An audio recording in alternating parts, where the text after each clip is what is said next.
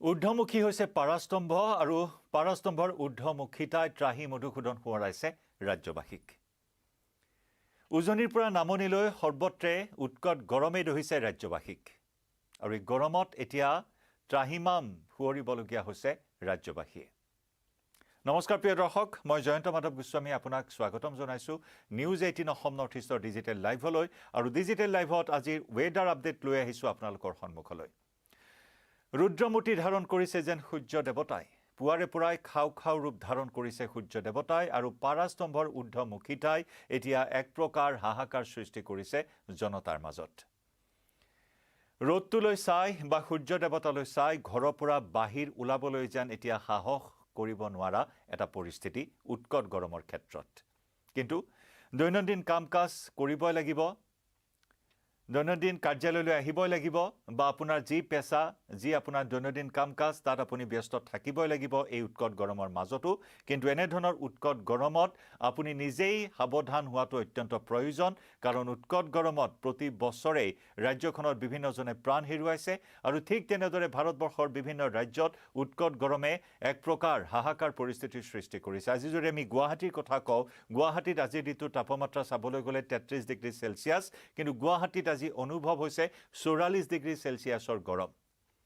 যি নেকি দিল্লীৰ গৰম, উত্তৰ প্ৰদেশৰ গৰমৰ দৰে আজি গুৱাহাটীৰ গৰম অনুভৱ হৈছে। আৰু ঠিক তেনেদৰে ৰাজ্যৰ জিলাই জিলাই উৎকট গৰমে দহিছে ৰাজ্যবাসীক। প্ৰিয় দৰ্শক, আপুনি কোন স্থানৰ পৰা লাইভ চাই আছে আপুনিও জনাব পাৰে আপোনাৰ অঞ্চলটোত আজি গৰমৰ প্ৰকোপ কেনেকুৱা। গৰমৰ পৰা আপুনি হাত সাৰিবলৈ কি ব্যৱস্থা গ্ৰহণ কৰিছে, বা বৰষুণ দিয়াৰ কিবা সম্ভাৱনা আপুনি প্ৰত্যক্ষ কৰিছে নেকি, সেয়াও জনাব পাৰে কমেণ্ট ছেকশ্যনত। আমি আপোনালোকক জনাম যে বতৰ বিজ্ঞান কেন্দ্ৰই কি তথ্য সদৰি কৰিছে। আপোনাৰ জিলাখনত, আপোনাৰ অঞ্চলটোত বৰষুণ আহিব নেকি, কাৰণ এনেধৰণৰ উৎকট গৰমত এজাক বৰষুণে যেন কিছু সকাহ প্ৰদান কৰে। এচিও আনকি কাম নকৰা এটা পৰিস্থিতি, ইমান গৰম। আজিৰ দিনটোত বিশেষকৈ গুৱাহাটীকে ধৰি কেইবাখনো জিলাত উৎকট গৰমে ভয়াৱহ ৰূপ ধাৰণ কৰা পৰিলক্ষিত হৈছে। আমি যদি চাওঁ, এপ্ৰিল মাহৰ পৰাই এই গৰমৰ প্ৰকোপ বৃদ্ধি পাইছে, যদিও বৰষুণ এবাৰ যদি ৰাতিপুৱাৰ ভাগত যদি ৰ'দ দিছে, তেতিয়াহ'লে সন্ধিয়াৰ ভাগত বা নিশাৰ ভাগত বৰষুণ দিছে। এক প্ৰকাৰ চাবলৈ গ'লে এটা যেন সামঞ্জস্য, পৰিৱেশৰ এটা সামঞ্জস্যতা আমি দেখিবলৈ পাইছোঁ। যদিও বা গৰমৰ প্ৰকোপ বাঢ়িছে, গৰমৰ সেই অনুভৱটো হোৱা নাছিল ধাৰাবাহিক বৰষুণ দি থকাৰ বাবে।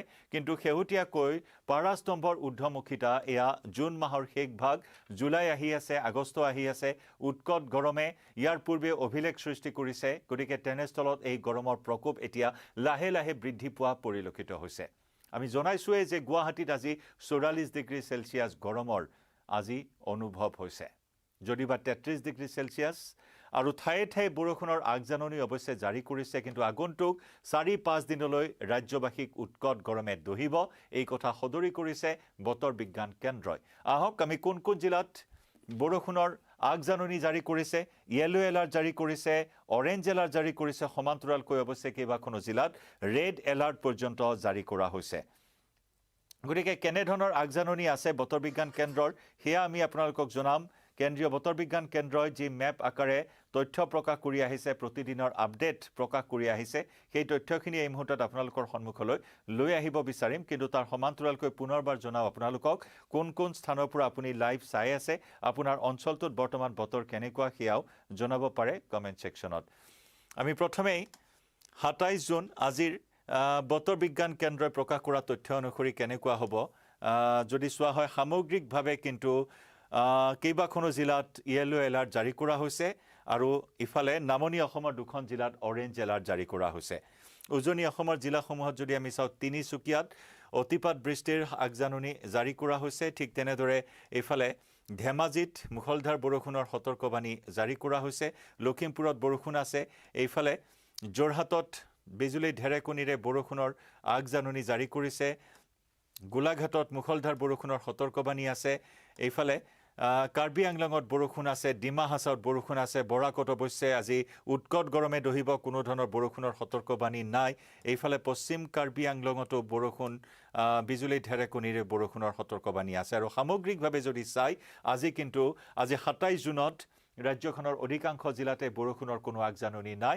বিশেষকৈ এইফালে ডিব্ৰুগড়ৰ পৰা আৰম্ভ কৰি শিৱসাগৰ চৰাইদেউ এই জিলাসমূহত এইফালে উত্তৰ অসমৰ জিলাসমূহ মধ্য অসম গুৱাহাটী কামৰূপ ৰুৰেল এইফালে নামনি অসমৰ অধিকাংশ জিলাতে কোনো ধৰণৰ সতৰ্কবাণী নাই অৰ্থাৎ এই জিলাসমূহত উৎকট গৰমে আজি এই অঞ্চলটোৰ লোকসকলক এই জিলাসমূহৰ আৱাসীসকলক উৎকট গৰমে দহিব কিন্তু এইফালে নামনি অসমৰ বাক্সাত য়েলো এলাৰ্ট জাৰি কৰা হৈছে আৰু ঠিক তেনেদৰে চিৰাঙত মুখলধাৰ বৰষুণ বিজুলী ঢেৰেকণীৰ সতৰ্কবাণী ৰেড এলাৰ্ট অৰেঞ্জ এলাৰ্ট জাৰি কৰা হৈছে কোকৰাঝাৰত মুখলধাৰ বৰষুণৰ অৰেঞ্জ এলাৰ্ট জাৰি কৰা হৈছে অৰ্থাৎ চিৰাং আৰু কোকৰাঝাৰত এই দুইখন জিলাত বতৰে হয়তো ভয়ংকৰ এটা ৰূপ লোৱাৰ আগজাননী জাৰি কৰিছে বতৰ বিজ্ঞান কেন্দ্ৰই 28 জুনত কি কয় 28 জুনৰ আমি মেপখন এবাৰ চাই লৈছো 28 জুনতো উজনি অসম উত্তৰ অসমৰ তিনিচুকীয়া ডিব্ৰুগড় লখিমপুৰ ধেমাজি লখিমপুৰত অৰেঞ্জ এলাৰ্ট এইফালে উজনি অসমৰ ডিব্ৰুগড় তিনিচুকীয়াত য়েলো এলাৰ্ট জাৰি কৰা হৈছে সামগ্ৰিকভাৱে কাইলৈ দিনটোতো উৎকট গৰমে দহিব অধিকাংশ জিলাৰ আৱাসিক এইফালে কিন্তু নামনি অসমত অৰেঞ্জ এলাৰ্ট আৰু ৰেড এলাৰ্ট জাৰি কৰা হৈছে চিৰাং আৰু কোকৰাঝাৰত ৰেড এলাৰ্ট জাৰি কৰা হৈছে গতিকে এই দুইখন জিলাৰ আৱাসীসকলে কাইলৈ দিনটোত কিছু সাৱধানতা অৱলম্বন কৰিব লাগিব কাইলৈ যদি প্ৰয়োজনীয় কিবা কাম আছে এৰাব নোৱাৰা কাম আছে তেতিয়াহ'লে আজিয়ে তাৰ কিছু বিকল্প চিন্তা কৰি থওক চিৰাং আৰু কোকৰাঝাৰ জিলাৰ লোকসকলে বাকি এইফালে কামৰূপত য়েলো এলাৰ্ট কামৰূপ ৰুৰেলত হালধীয়া সতৰ্কবাণী জাৰি কৰা হৈছে বৰপেটাত হালধীয়া সতৰ্কবাণী আছে একেদৰে বঙাইগাঁৱত মুখলধাৰ বৰষুণৰ সতৰ্কবাণী জাৰি কৰা হৈছে ধুবুৰীত বিজুলী ঢেৰেকণীৰ বৰষুণৰ সতৰ্কবাণী আৰু দক্ষিণ শালমৰা মানকাছাৰতো বিজুলী ঢেৰেকণী বৰষুণৰ সতৰ্কবাণী জাৰি কৰা হৈছে গতিকে সামগ্ৰিকভাৱে কাইলৈ দিনটোতো উৎকট গৰমে দহিব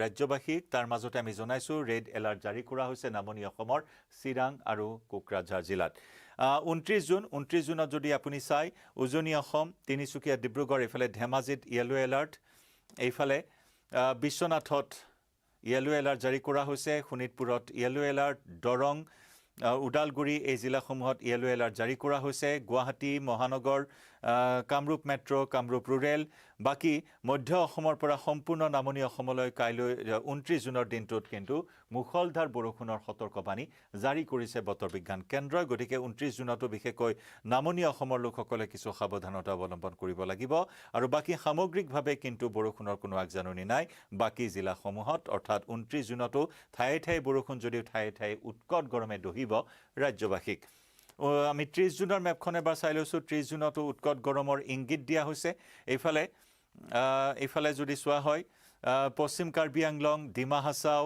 এইফালে কাছাৰ এই তিনিখন জিলাত বৰষুণৰ আগজাননী এইফালে নামনি অসমৰ কেইবাখনো জিলাত য়েলো এলাৰ্ট জাৰি কৰা হৈছে 1 জুলাই কি আছে চাও 1 জুলাইৰ আমি তথ্য জনাব বিচাৰিছো 1 জুলাইতো সামগ্ৰিকভাৱে উৎকট গৰমে দহাৰ ইংগিত প্ৰদান কৰা হৈছে এইফালে ডিমা হাছাও কাছাৰ কাৰ্বি আংলং ডিমা হাছাও কাছাৰ কৰিমগঞ্জ হাইলাকান্দি আটাইকেইখন জিলাত য়েলো এলাৰ্ট জাৰি কৰা হৈছে পশ্চিম কাৰ্বি আংলঙতো হালধীয়া সতৰ্কবাণী এইফালে নামনি অসমতো বাক্সা চিৰাং কোকৰাঝাৰ ধুবুৰী দক্ষিণ শালমৰা মানকাছৰ বৰপেটা বঙাইগাঁও এই জিলাসমূহত য়েলো এলাৰ্ট জাৰি কৰা হৈছে গতিকে সামগ্ৰিকভাৱে যদি চোৱা হয় ঠায়ে ঠায়ে য়েলো এলাৰ্ট যদিও অধিকাংশ জিলাতে কিন্তু কোনো ধৰণৰ আগজাননী নাই বতৰৰ বৰষুণৰ গতিকে সেই দিশৰ পৰা চালে উৎকট গৰমে আগন্তুক 4-5 দিনলৈ ৰাজ্যবাসীক দহিব এই ইংগিত প্ৰদান কৰিছে গতিকে প্ৰয়োজনত যিসকল ৰোগগ্ৰস্ত লোক আছে বয়োজ্যেষ্ঠ লোক আছে বা কণ শিশু আছে প্ৰয়োজনত যাতে ঘৰৰ পৰা বাহিৰ নলয় সাৱধানতা সকলোৱে অৱলম্বন কৰক